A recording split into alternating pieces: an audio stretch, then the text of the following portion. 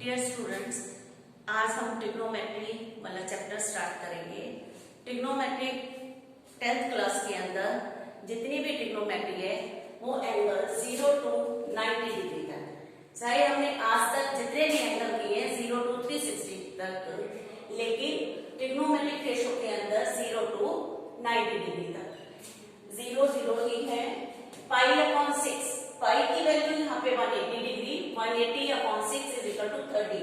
9th class में आपने angle को रेडियन में चेंज करना सीखा था, वही चीज है।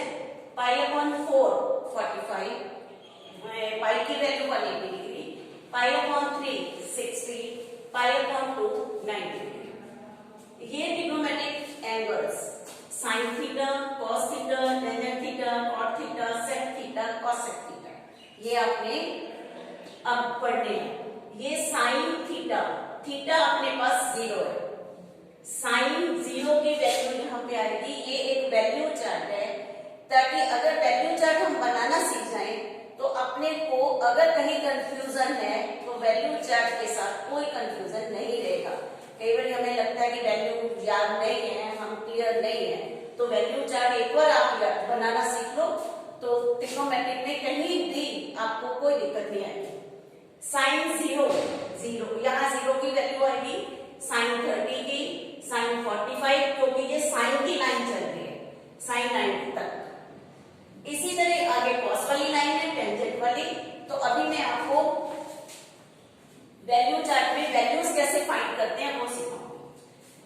0/4, 1/4, 2/4, 3/4, 4/4। ये लाइन 0 से लेकर 4 तक आ रही है, 4 नीचे, डिनोमिनेटर सब में 4 है। अब इन सब के ऊपर रूट का साइन सबके ऊपर लगा दिया। 0 का रूट 0, 4 का रूट 2, 0/2 इज इक्वल टू 0। तो साइन 0 की वैल्यू 0, 1/4, 1 का रूट 1, 4 का 2, साइन 30 1/2। इसको कैंसिल कर सकते हैं, तो रूट के अंदर ही हमने कैंसिल किया है। 1/2, 1 का रूट 1, 2 का रूट ले नहीं सकते, इसलिए √2, 1/√2, साइन 45। 60, 3 का रूट ले नहीं सकते, इसलिए रूट के अंदर ही लिखेंगे, 4 का रूट 2, साइन 60 √3/4, ये कैंसिल हो गया। 1 का रूट भी 1 ही होता है, तो साइन 91। एक चीज और ध्यान में रखनी है, 0 से 90 तक की वैल्यू आपकी 0 to 1 तक ही रहती है। ये साइन की वैल्यू है। आगे है कॉस थीटा, एंगल यही थीटा आपका एंगल के लिए आया है। अब कॉस 0 1, कॉस 30 √3/2, कॉस 45 1/√2, 1/2 0। यही वाली लाइन है, साइन 90 और कॉस 0 इक्वल, साइन 60 और कॉस 30 इक्वल। ये इक्वल वैल्यूज है, साइन 45 और कॉस 45 इक्वल है। 45 पे सभी एंगल्स की वैल्यू सेम होती है। अब आ गया टेंजेंट थीटा।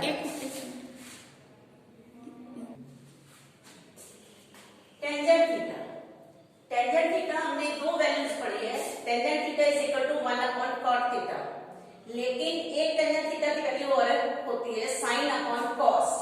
अपने पास साइन और कॉस की वैल्यू आ गई, तो इसलिए टेंजेंट थीटा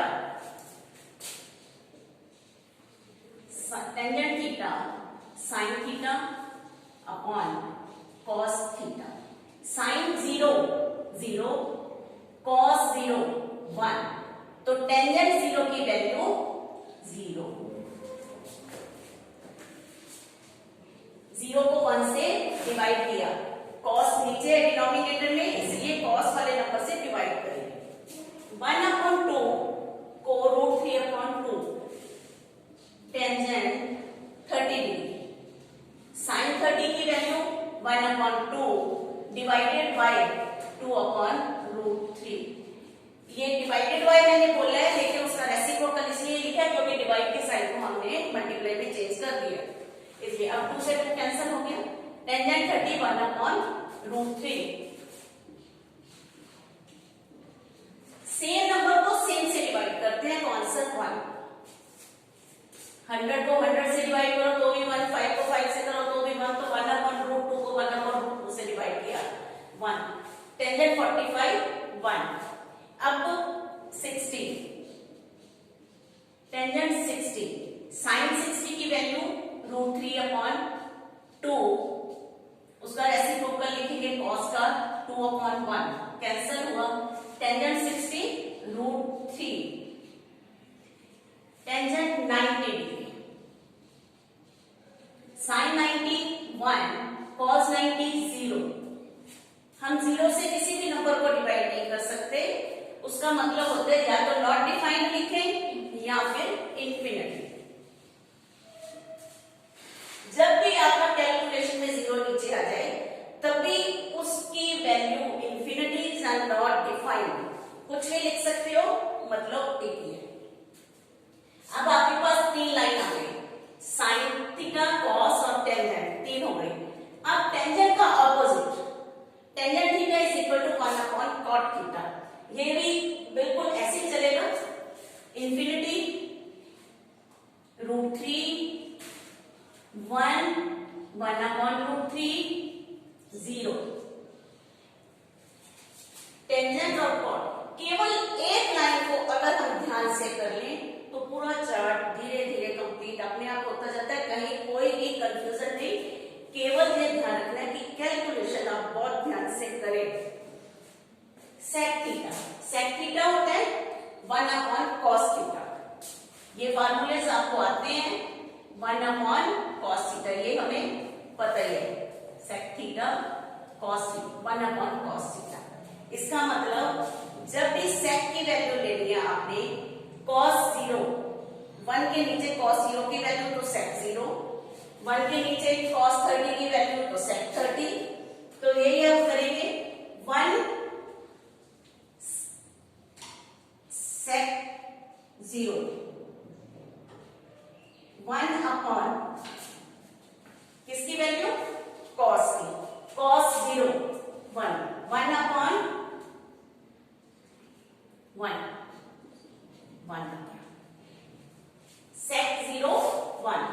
फिर 1 के नीचे अगर इसकी वैल्यू लिखते हैं sec 30, 1/cos की वैल्यू नीचे लिखेंगे इसलिए रेसिप्रोकल, तो 2/√3, मतलब वैल्यू आपकी रेसिप्रोकल में चली जाएगी।